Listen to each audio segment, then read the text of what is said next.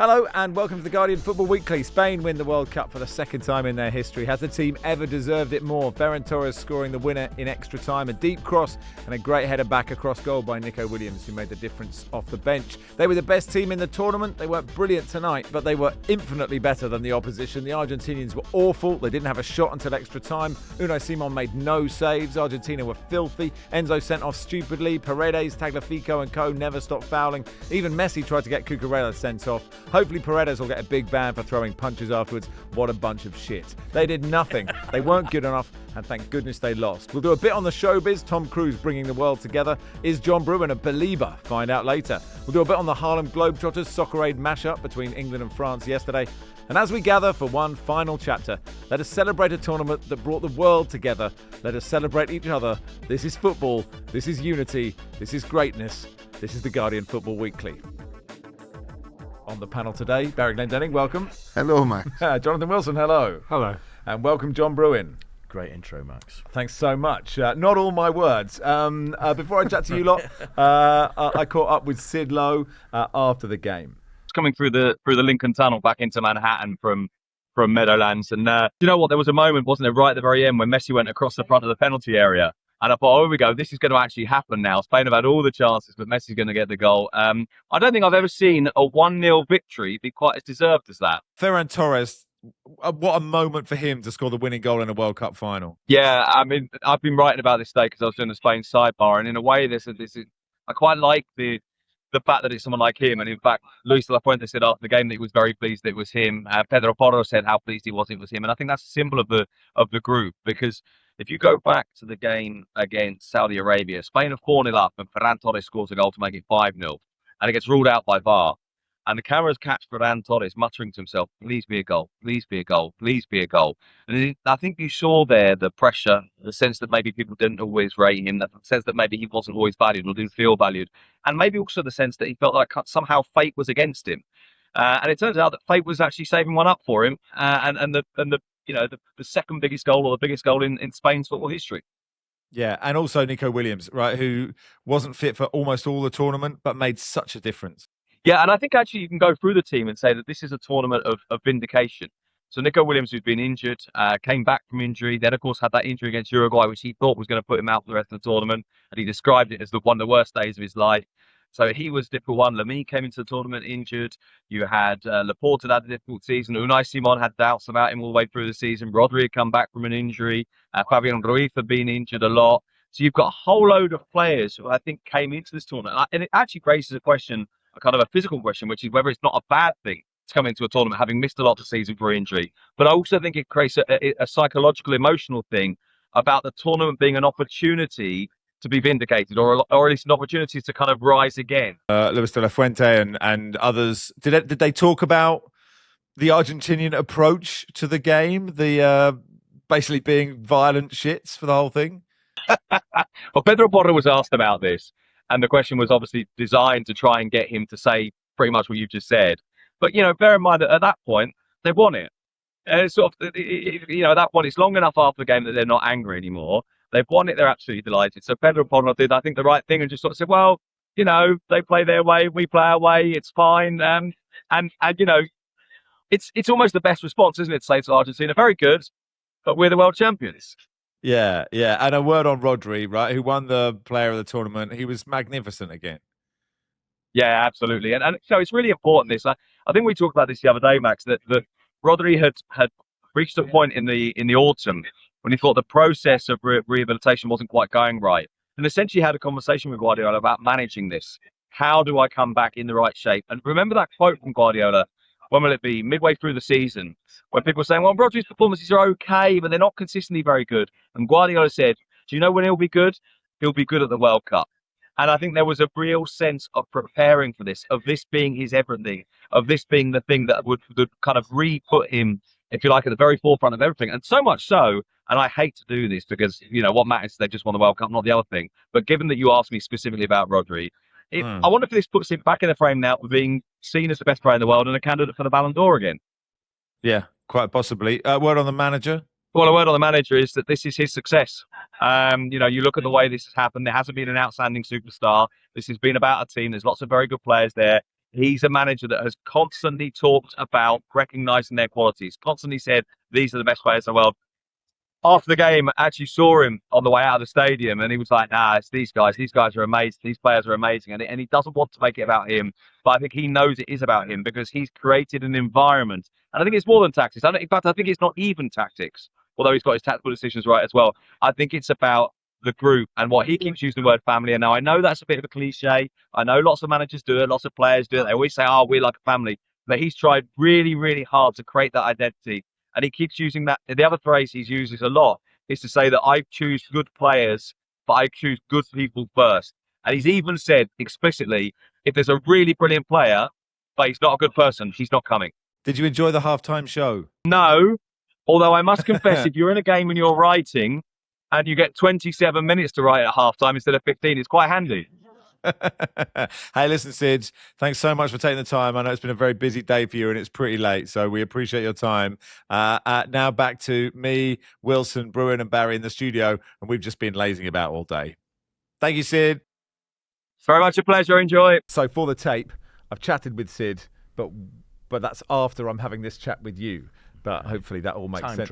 Time travel, exactly. Yeah. So Spain win the World Cup 1-0. I mean, thank God, Barry, they did. I enjoyed your intro. Thanks. I thought it was slightly sanctimonious, and I think it was rooted in bitterness you continue to feel after not at all. Argentina beat England in the semi-final. I guarantee you not at all. But there is absolutely no doubt the best team won that match. And we saw again... Argentina seem so hell-bent on shithousing their way through games. They seem to forget that when they actually finally start to play a bit of football, they're pretty good at it. And it looked, when they finally started playing in this game with 5 minutes of extra time remaining, they created a few chances. And I think it would have been awful if they put one away. But they didn't, and Spain are thoroughly deserving winners. Didn't actually play as well as they can. They didn't play as well as they can in their opening game of this tournament, didn't play as well as they can in their final game of the tournament, but they did enough to win it, and I think we're all quite grateful for that, because Argentina, I mean, no shots on target. No shots on target. They had 2 shots. The only real chance was Simeone skying it. I mean, he probably should have tried to 2-foot it, and maybe he'd have connected better. 1.94 XG versus 0.17. Argentina had 8 touches in the opposition box, only 2 after 90 minutes. And Martinez made the most saves in World Cup final history. So yeah, maybe I don't think I'm being sanctimonious, but you know, it's not the first time Barry's accused me of being sanctimonious this 6 weeks. It does feel like a win for football, Wilson. I mean, obviously, I have had a financial incentive in Argentina winning. And as you know, there is no incentive I like more than a financial incentive. Yeah. So I think it would have been hilarious if Argentina had equalised it would have been funny. and then won it on penalties. But it was a disgusting final. And Barry's right. But the thing I don't understand is when Argentina play, they're really good. Mm-hmm. So, I mean, like, that doesn't mean you have to sort of go gung-ho and attack from the start, but there's a balance to be struck. And I do wonder, in the same way that England winning in Mexico sort of reified in the English mind, this is how you have to defend the lead, did Argentina beat England reify in their mind, oh yeah, this is how we play at tournaments. So the whole thing was very 1990. That Argentina went in as champions, and in 86 and 2022, they played good football. And then for some reason, 4 years later, with a quite similar squad, they decided they were going to try and brawl their way to victory. Was this? Were they worse here or in 1990? No, they were worse in 1990 because the rules are a lot tighter now. But I think Argentina's performance today was a consequence of the indulgence they've been showing throughout the tournament. And I think if you barge into the back of somebody 2 or 3 seconds after the ball's gone, even if it's just a shove, it should just be a yellow card because you're not trying to play the ball. All you're trying to do is disrupt the game. And actually, it's if the referee's given a free kick, well, the game isn't flowing. So it's not letting the game flow. You're stopping it already. But the game flowing thing, you have to think of the long term. So, okay, maybe this one particular game, you let that flow by letting a few fouls go. But the long-term consequences, people just get away with fouls. And then you get things like today. I mean, today, was not about letting the game flow at all.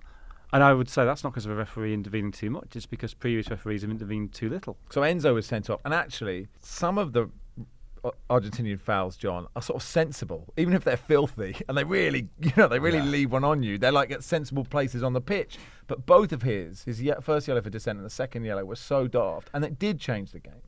It did because Spain had such dominance of midfield, and then Argentina's best midfielder departs.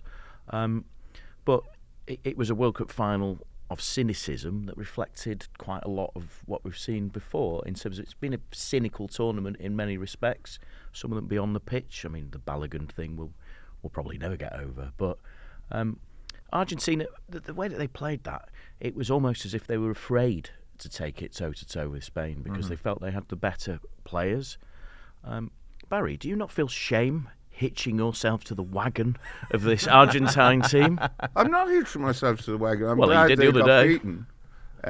But You hitched onto it and then hitched off it. Okay, yeah, I didn't care who won this final. Max, you were full of praise for the manner in which Arsenal approached the Champions League final. I don't know how you can praise that and then... Well, because that wasn't kicking the shit out of people. That was just playing it really was shit out. No, It it was was playing. time It was a wasting. totally It different was- performance. I don't. I I mean, none of the fouls today were particularly bad. No, but there were lots of yellow. You know, Paredes should have been booked. Should have been gone. Yeah. I think Tagliafico could have done as well. I don't think they're comparable. I understand. And the there was point you're also making. a lot of when players were jumping, nudging them, which is really dangerous. Yes. I mean, maybe it's not major contact, nothing particularly happened today. Though Kubasi, I mean, I suppose it's slightly different because he sort of flipped over, but Kubasi could have really damaged his shoulder. He landed on his arm. He's quite lucky, I think, that he didn't damage his shoulder. And actually, in that game, Arsenal took the lead, so that just changed exactly how you play. You know, if Argentina take the lead early, then you go defensive. Hopefully, not as dirty as that. Anyway, sorry. What about disallowed goals? Cynicism as well from Otamendi and falling to the floor. And If only Jed Spence had done that. yeah, but but they just We're too honest. yeah. Please, let's not. Please, no, let's not read it. But it seems a terrible waste when you have Messi and you actually only allow Messi to play in the last 5-6 minutes of the game. Baffling use of Messi, sticking him up front like he's Dan Burn in the last Chris 2 minutes. stuck him up there like it was Chris Iwelumo and just getting it launched to the big man. He Yeah. had Chris will be delighted with the comparison. He had 54 touches, none in the opposition box. He was in tears at the end. I mean, I guess Well, but it could be his last game. Well, I guess. yeah. I mean, we saw tears at the end of the 2014 final, at which point he retired. No, it was He's- 2016 after he lost his second successive Copa America final. But we've seen those tears before. It seems, if you're Argentina, there probably has to come a time when you cut the cord with Messi. It was almost like he was their get-out clause. The rest of the players looked to him, and they didn't have the capability of living with Spain. Or maybe you have to change how you play if Messi's there. Yes. Still brilliant, and he's still. But it sort of dictates he's a player you build a team around. Yeah. So if you don't have him, you perhaps play in a different way. Well, and arguably their best performance since the last World Cup was beating Brazil 4-1 when it could have been 8 or 9-1 without Messi. So, yeah, I mean, Messi dependencia has been something that's been talked about for a long time. And I think it's slightly more baffling now in that they've proved they can do it without him. But at the same time, if you've got him, of course you use him. Yeah, and he's had a And really that's good a tournament. difficult thing to square. Yeah. I suspect when he goes, and he surely won't be around in 2030, they'll be fine. Yeah. Is there such a thing as Rodri dependencia? Yeah, I think Because- there is. The City have had it. Because, well, quite, yeah, when City went off the ball when Rodri had his ACL. And what's interesting with this tournament is the best player, deservedly, was Rodri, because Spain's midfield was the engine of victory, wasn't it? They don't have a great forward line in the centre forwards. Well, certainly. and also, I think you saw the difference from 2 years ago because Lamine Yamal clearly was not fit. Neither was and Nico. did not have a great tournament. Nico Williams was restricted to coming off the bench and made a huge difference today coming off the bench. So, I think if the two of them are fit in 2 years' time for the Euros, Spain will.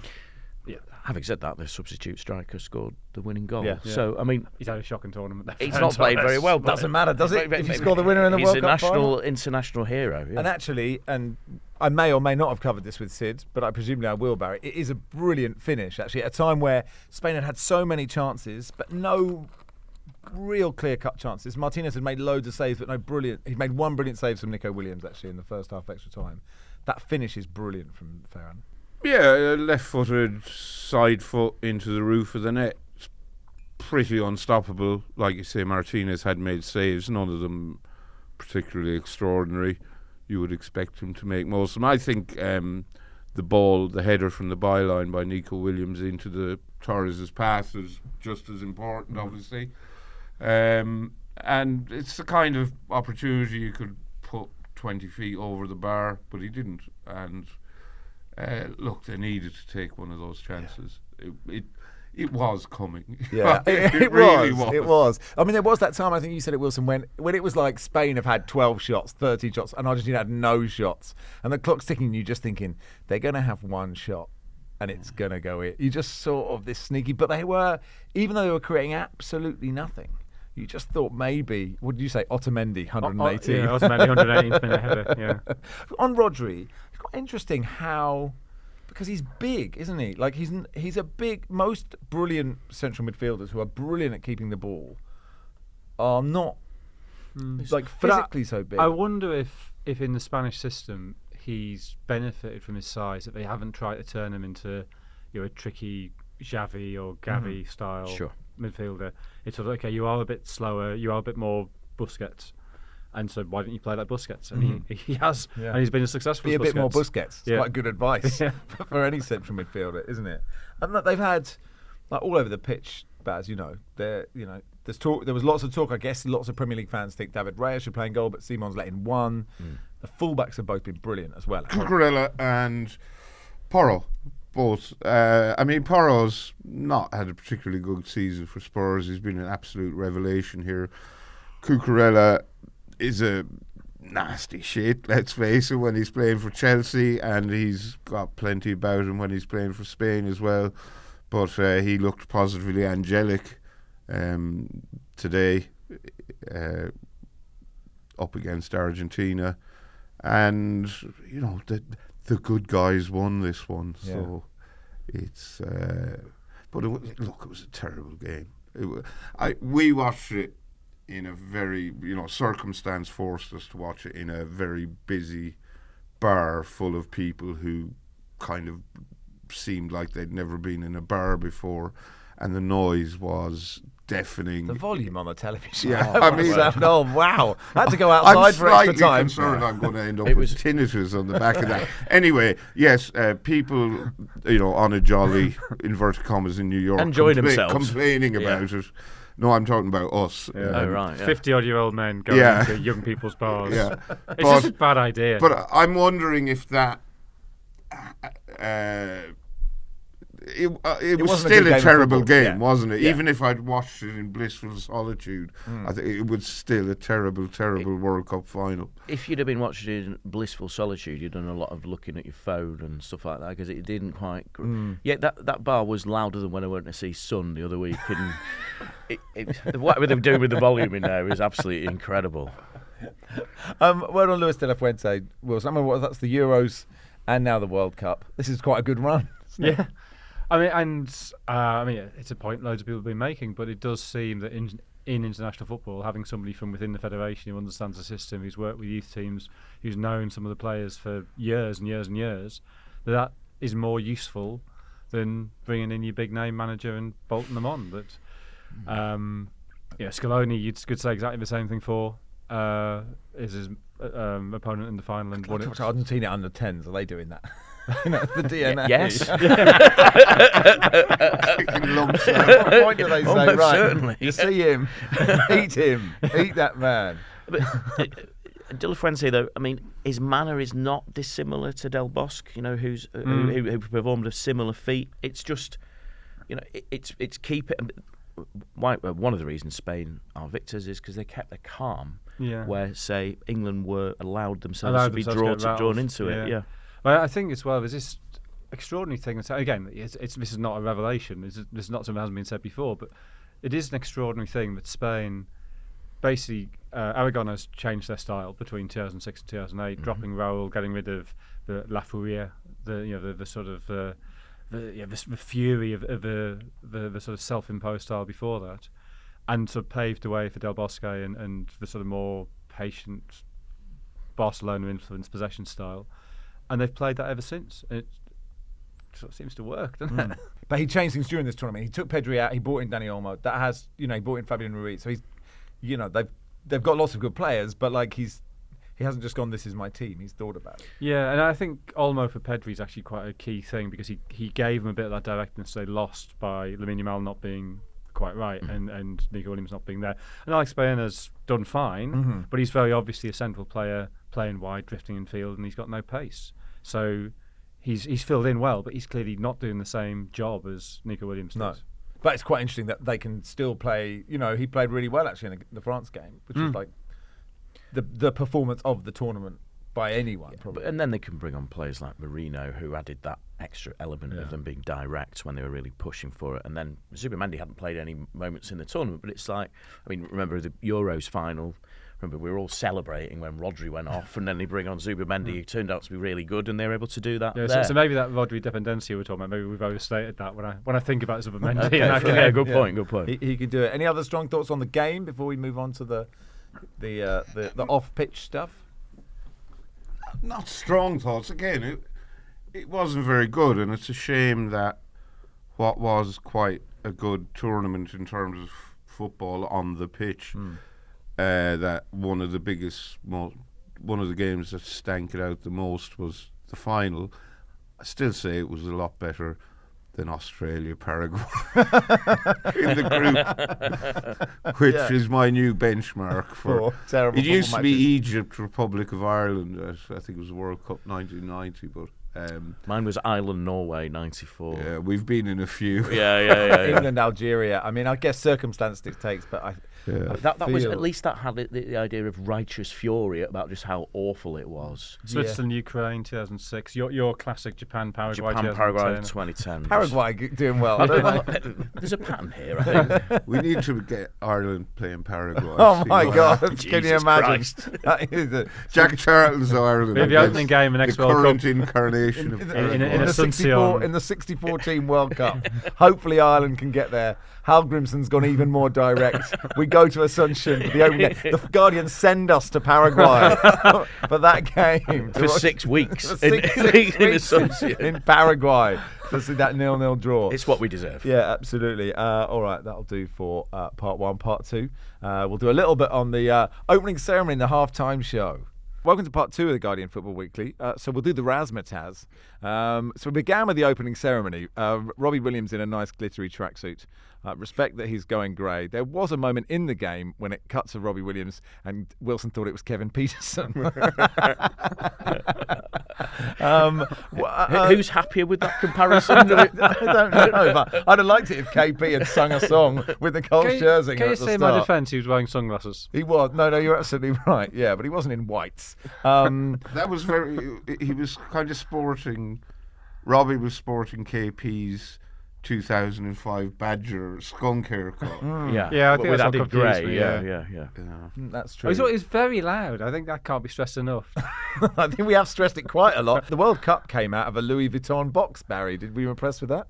Is that the normal carry case? I don't know. It's camp, isn't it? And the president has a certain campness to him, He doesn't he? does, So yeah. then maybe that's what it suppose is. it's better than bringing it out with a Tesco bag. Saving for his bag for life. Something good about a plastic bag. Yeah, maybe a tote bag. Yeah. I don't know if it's always because there were two Louis Vuitton ambassadors. I've got a suspicion the last World Cup was a Louis Vuitton.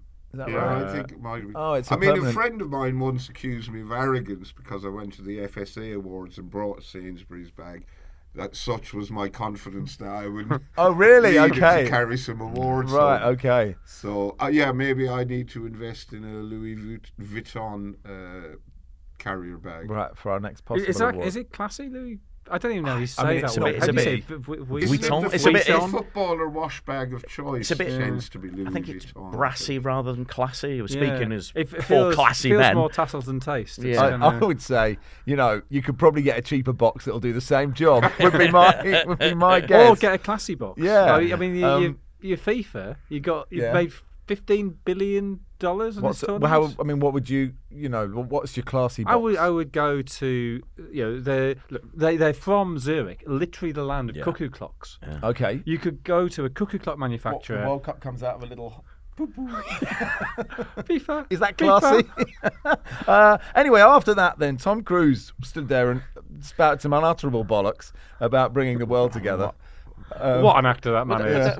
But then we had on a TV broadcast, we had more Tom Then Cruise. it cut to Tom Cruise, which is a bit It disconcerting. was quite a cruisy moment. And then producer Rory noticed that both the buffers, I didn't realise there was more than one buffer. They were announcing. And they hate each other, apparently. No, apparently they were estranged, or they didn't know that they were brothers. Oh, they've been brought together by football. And Yeah. and they became it has unites the buffers. Thank you, Gianni. Thank you, Gianni. Apparently they became announcers without knowing each other. So it's it's nature, not DNA. DNA genetics. It's nature, not nurture. Really loud voices, shithousery. Yeah. It's like... Yeah. Then we go to the halftime show. It begins with Madonna being driven around by Ronaldinho and Ronaldo, which In a dune buggy, which I quite liked. Barry. Yes. Yeah, that was good. Then we had the Muppets doing Seven Nation Army. Once again, wasn't against that. Well, the Muppets are very New York, aren't they? I think so. Yeah, they feel Yeah. New York. Yeah. My only problem with that was it was clearly. Well, they weren't some playing live. is what you're Some saying. representatives of Dr. Teeth and the Electric Mayhem, but several key members were missing, including, I think, Zoot, the sax player, who's my favourite. Right. And Apart we know from what's Animal, happened to obviously. Is that a conscientious objection to... I to don't FIFA. know. Maybe Yeah, Zoot's been it's cancelled for the cancelled, last 20 yeah, years. well, Zoot, I mean, Zoot he's- was Oot. Yeah. yeah. I would say Zoot is a Muppet of principle. Right. Okay. Then we had BTS. Then we had I think we all BTS. aspire to Muppets of Principle, don't we? BTS came on, and they were better. Of all the Koreans on show this World Cup, they definitely performed better than Yes. the footballers. Yeah. Then our friend Brendan Hunt, Coach Beard, came out with Ted Lasso to introduce Justin Bieber. Yeah. You enjoyed that, didn't Well, you? I said to John, we were outside watching this on the laptop because it was too noisy inside, and I said, well, at least he can hold a tune. And what did you call him? Well, I probably can't repeat what No, I no, said. you but, did. No, it but was something I like, said my point was that you said he can hold a tune, and I said, well, Shane McGowan couldn't hold a tune, True. but the songs are miles better. And I said, why do we have to keep comparing Shane McGowan and Justin And I Bieber? said- Why can't we and I just said, enjoy well, both of them? Well, one of them's good. That's Okay. the point, right? And the whole point, what I was saying, I compared him to a motorway service Yes, sandwich he's a with service it's station sandwich. Just this sort of, it does the job. It's sort of in tune. It's that. It was, I believe, at the end of his performance. At the end of his performance, he sort of walked off like he'd been subbed off or something. Yeah, like a 50-yard... It was like he was walking up to set a penalty or something. It was a 50-yard walk. One alone. of the hardest walks in football is Well, walking off he during the was half-time. subbed on by He was subbed- Brendan yeah, and he Coach was. Beard. Oh, was that it? Well, So- I mean, and he's saying everything hallelujah, and then Shakira came on. and Can I she just say- sung a World Cup hallelujah. Yeah. I prefer Dr. Alban's "Sing Hallelujah" as Oh, a well, better that is record. a great song. Yeah, okay. And Shakira, well, Roy Keane enjoyed Shakira, so it's always nice to see Shakira. Then we had Miss Piggy and Kermit with the children's choir. I mean, this is the football match. I mean, it was actually probably more entertaining than the first half. Oh, it was definitely more entertaining. I'd quite like to see the Argentinians set about the entire half-time show. Paredes going on Miss Piggy. Giuliano Simeone's a better children's entertainer than footballer. I just don't know.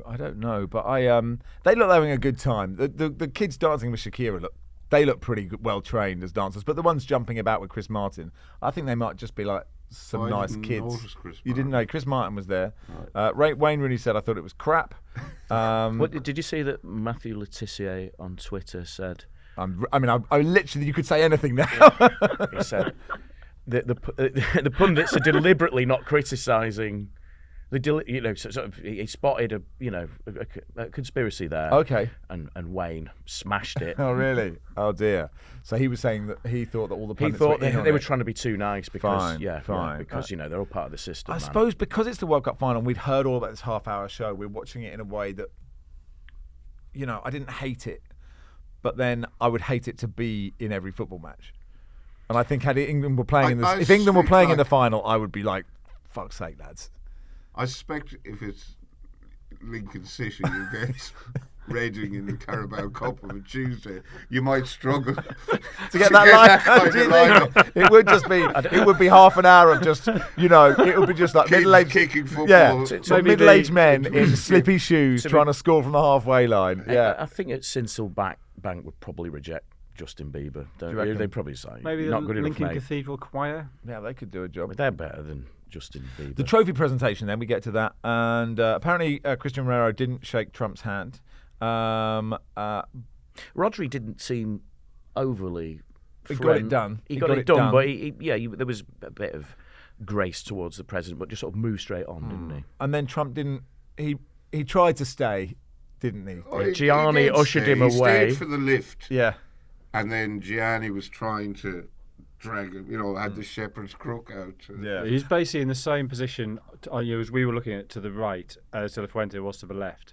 So I suspect in sort of 30 or 40 years there'll be historians looking back and go, hey, which one of these blokes was the manager of Spain? Yeah, that's true. And Guy Mowbray did point out that the King of Spain is the tallest current living monarch. It's good. Good stat. It's a great stat, isn't Ashley it? Giles, King of Spain. Of course, well, that is true. But good touch for a big man. Wonder by all who accounts, the tallest King of ever Spain. monarch is. It was The tallest ever monarch. that Swedish fellow was really big, wasn't he? It might be a Dutch monarch. I reckon Wenceslas Croatians was are very massive. tall if they've ever had a. But the Frangipan's in He is a very tall man, Croatian yes. throne. Yes. Yeah. 10 minutes to go, Max. Let's get to England, says producer Joel. But if you know who the tallest monarch is, let us know. We'll. I think it's Charles Thingy, the Swedish lad. Charles Thingy. Yeah. Right. 1st of September, live at Vicar Street for more stuff like this in Dublin. 9th of September, the Soho Theatre in Walthamstow. Please come along. The Soho Theatre one is live streamed as well. So wherever you are on earth, you can go to that one. Guardian.co.uk/Football Weekly Live. And yes, quite a lot of tickets have gone. So buy them or be disappointed. And that'll do for part 2. Part 3, we'll do France 4, England 6.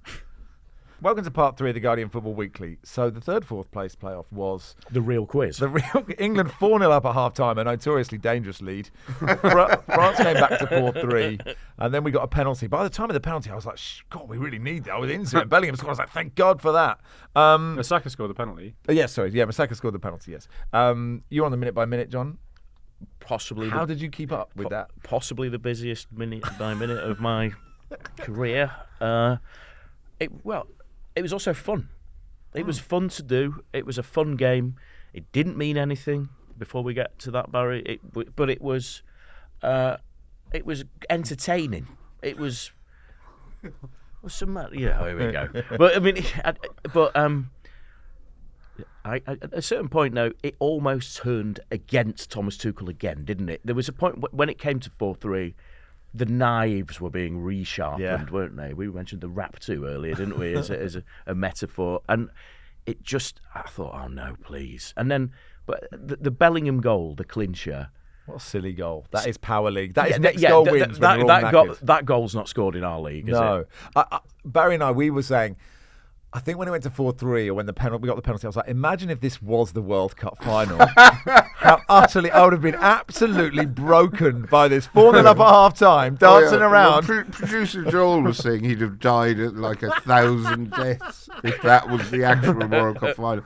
But I think if that had been the World Cup final, France might have tried a bit in the first half, isn't it? And that both team selections would have been very different.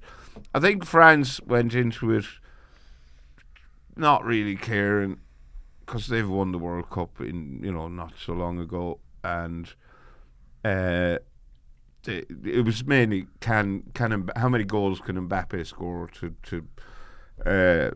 make sure he wins the Golden Boot. There is an argument, of course, to be made that if you're in the 3rd and 4th place playoff, you've been eliminated. Therefore, those goals shouldn't count. I'm not sure if I care enough to argue strenuously in favour against, but it was a fun game. I wasn't paying a huge amount of attention to it, if I'm honest. We were watching it together, and coming third is better than not coming third. You get something, a memento. Yeah.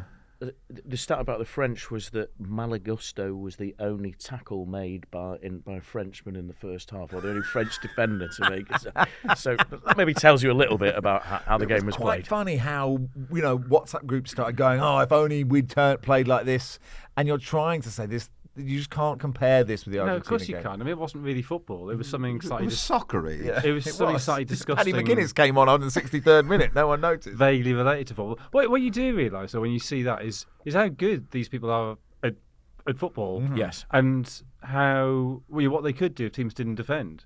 And so you realise how good defences normally are.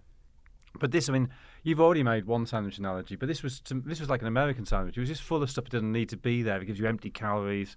It's sort of, there's too much fat, there's too much sugar. You start feeling slightly nauseous. There's no nutritional value. I mean, I suppose, But it was sort of fun as It was well. fun. It was the most fun Well, England game I saw this I whole felt tournament. vaguely nauseous by the end. Right. Okay. No, I had a nice time and thought maybe we shouldn't enter tournaments. We should just play some friendlies during the tournament that I can just watch without being in agony. I suppose the only point is Saka scores a hat-trick, right? The fourth English men's player to score a hat-trick at a World Cup after Hurst, Lineker and Kane. And he didn't play a minute in the semi-finals. And he was fit for the semi-final. And the semi-final wasn't good. So you're going, well, should he have done something there? Yeah, Morgan Rogers was not an unqualified success in that role. He did set up the goal. But he didn't. More, could he have come off the bench then? But this is the issue, isn't it? And Thomas Tuchel admitted that he was fit, and Saka said in the post-match, I was fit, which felt a bit like we've had this whole World Cup where the England players have matched the honesty of their manager, and it's led to a few stories and questions against him. And I think Saka could have done the outball, the phrase we kept using in the post-mortem of that game. Saka is a fairly useful player to use up opposing defenders, and for some reason, Thomas Tuchel, I'm sure, will have to explain this in the fullness of time. But he would be. It seems weird, and then for him to score a hat trick. Yeah. And also Bellingham. Interesting that he let him have the penalty, which shows it was a bit Socceraid. Yeah. I don't know, actually. I think it's entirely possible that Saka Is is second taker. choice penalty taker after Kane. Yeah, but Bellingham could have been going for 7 goals to be the first Englishman to score 7 goals, which he eventually But was. I think he's got that. But he wants to be captain, is what we're Well, told. it's a thing that kind of, I think, can wind people up. I think it wound Cole Palmer up in the Euros, that Bellingham is overtly mature and overtly doing the right thing. And to him, taking the penalty, getting all the pressure. The pressure, and having Maignan sort of standing in his face, and he's like, actually, Saka's going to take it. Yeah. I think I don't want to say the word performance because I don't really mean that, but it's sort of, it is him adopting that leadership head role, boy, in an overt way, which is part of his personality. Do you think, like, we all sat around straight after the Argentina game and were very critical of Tuchel, put it all on Tuchel, and since then there's been a bit of a revision about whether it was the players dropping deep and Tuchel trying to help them out because he saw there was nowhere else, nothing else that he could have done. And then it's sort of gone back a bit with people going, well, hang on, he is the manager, and he mentioned DNA. I don't know if you're all in the same place you were after that. Pretty much. game. I mean, I know Barney is quite pro Tuchel on this and thinks Because he looks like him. That's you said that. Yeah. Looks like him, dresses like him, waves his arms around like him. Yeah. But we saw what happened. England started to drop deep. It's then Tuchel's job as a manager to stop them doing that. You'd hope that he would have recognised that this is a perpetual English problem and begun to deal with it before the hydration break in the middle of the second half. But his way of dealing with it was to double down on it. And it's not that we sort of recognised in hindsight that this was a mistake. At the time, I turned to Joel and said, England don't make extra time here. Yeah. It was obvious what was going to happen.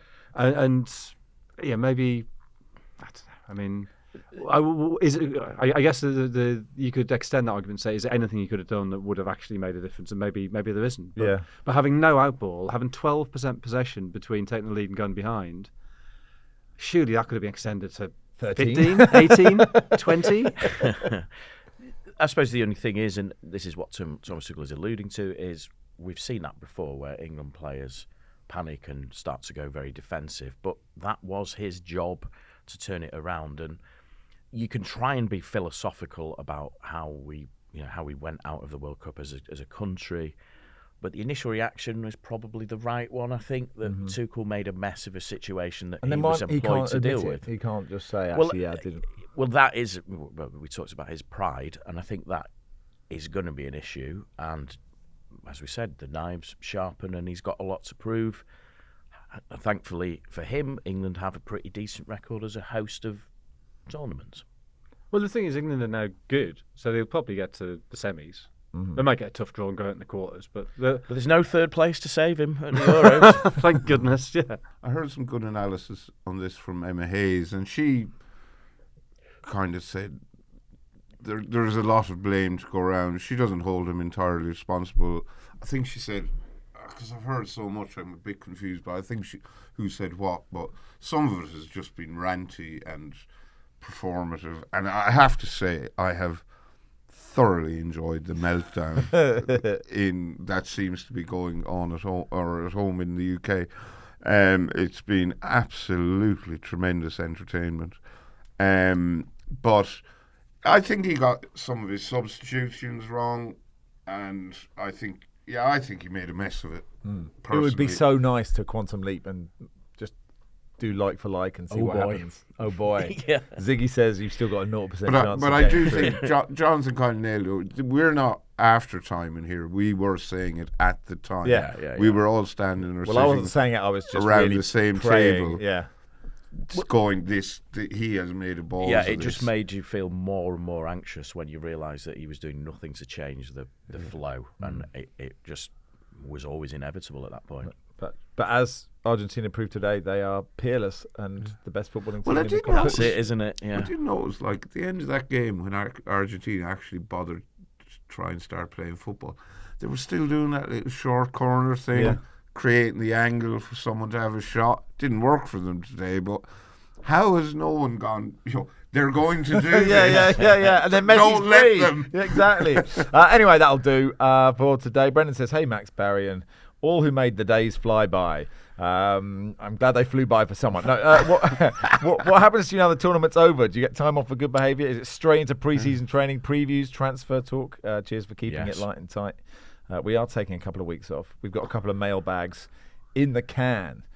So if you are desperate to hear any more of us, they'll come out on the next couple of Mondays. We all get put in little Louis Vuitton cases for a couple of weeks. Exactly. And then we'll be allowed out for the start. I got an email from a friend of the show and Guardian head of football, Marcus Christensen, the other day. Yep. Barry, can you send me your Premier League predictions? I could not believe it. What? It never stops. But look, that'll do for today. Thanks, everybody. Thank you, John. Thanks for having me. Thanks, Wilson. Thank you. Thanks, Barry. Thank you, Max. It's been quite the ride. Hasn't it? Thank you to all the panellists, especially the ones who stayed up all night.